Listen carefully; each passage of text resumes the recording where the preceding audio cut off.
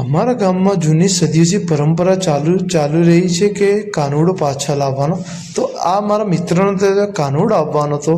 તો અમે બધા મિત્રો ત્યાં ગયા, ત્યાં બેઠા હતા થોડી વાર કે કાનુડો કેવી રીતે પાછો લાવે, આપણે કેવી રીતે કાનુડાનું સ્વાગત થાય છે. તો અમે બધા મિત્રો ત્યાં બેઠેલા હતા અને કાનુડાનો ઢોલ ધમાકેદાર સ્વાગત થઈ રહ્યું હતું.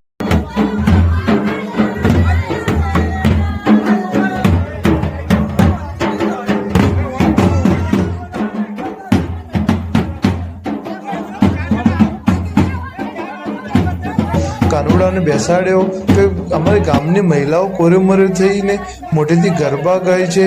તે કોરેમરે કાનુડાના કોરેમરે નાચે છે કે કાનુડાનું સ્વાગત કરી રહી છે એટલું ધમાકેદાર.